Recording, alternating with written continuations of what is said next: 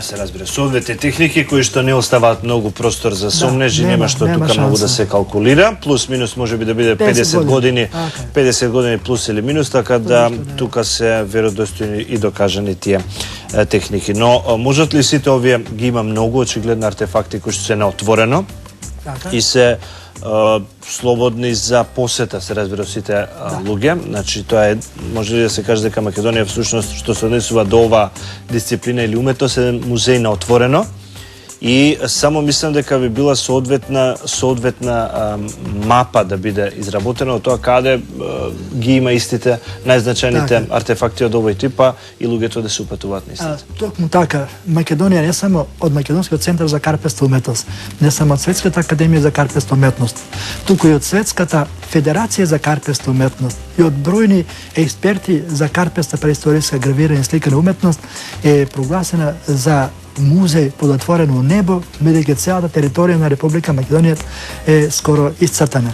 Она што рековте за мапа, за карта на одјалишата на локалитети од карпеста уметност, ние работиме скоро деноноќно на овој проблем.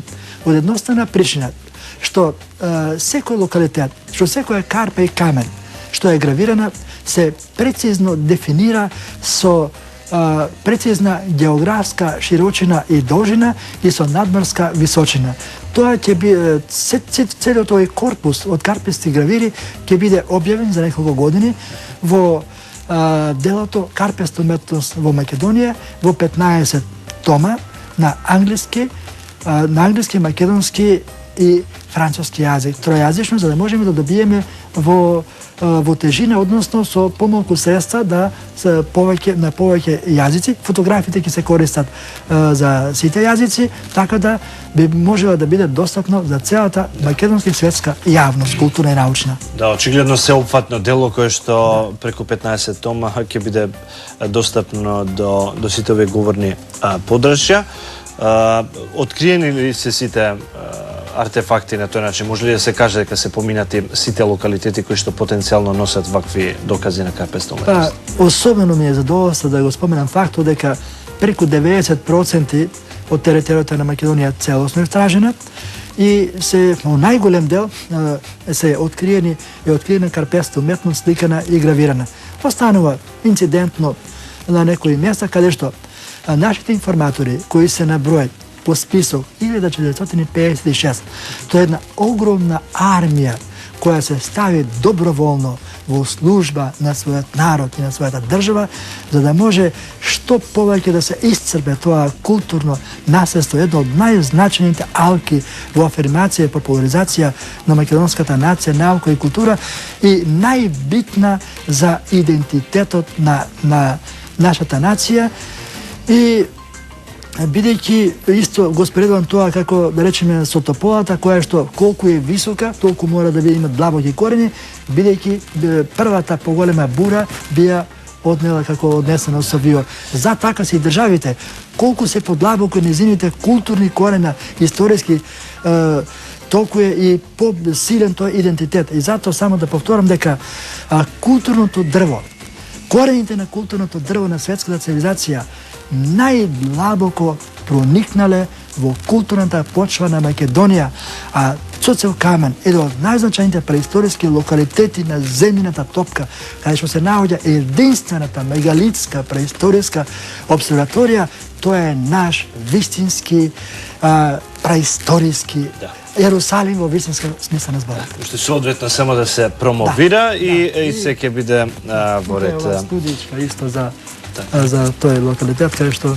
има прекрасни артефакти. Тоа е мало светско чудо, да речеме. Што може сите да се забележат. Што е со заштитата на ова културно наследство? Верувам дека хендикепот на сето ова дека кога нешто ќе се открие, колку и да е позитивно, а ќе биде промовирано пред јавноста, тоа е веќе и меч со двеоштрици. Од една страна докажувате нешто, меѓутоа од друга страна веднаш го изложувате на опасност од уништување. Сега, тука има две добри работи. Прво, ние успеавме преку медиумите, за кое нешто користам прилика да заблагодарам не само на телевизија, туку на сите телевизиски станици кои што направија бројни емисии, особено тука води Ајден телевизија, кои што успеа да ја едуцираат по широката јавност во Македонија и објаснија на луѓето дека гравирите не водат кон закопано богатство, дека тоа е тешка заблуда, него тоа е македонско културно наследство. И од тие причини повеќе никој ниту копа до карпестите гравири, ниту ги уништува карпестите гравири, а ништо не може да ги уништи нив, бидејќи и ние на студентите им кажуваме што е причината што тие обстанале со десетици илјади години. Кај нив се формира еден слој од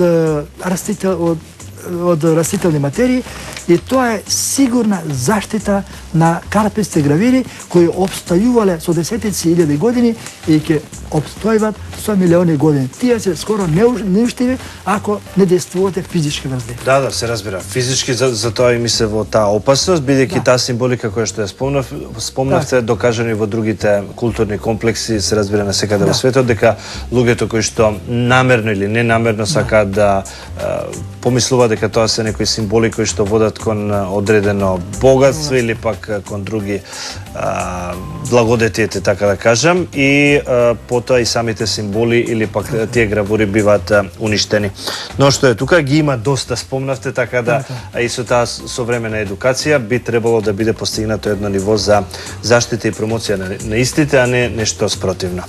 Добро, центарот имаме Светска академија за карпеста уметност, имаме центар.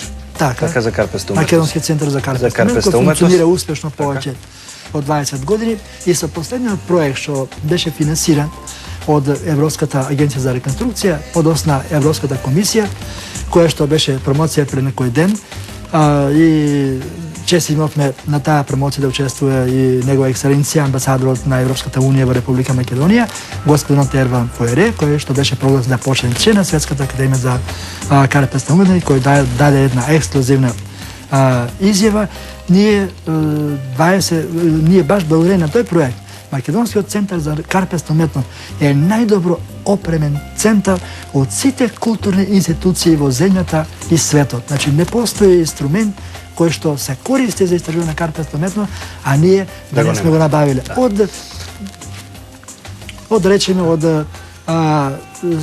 Од електронски мерачи на должина, преку GPS системи, па се до најквалитетна видео и фото опрема која е негде околу 15.000 евра. Така.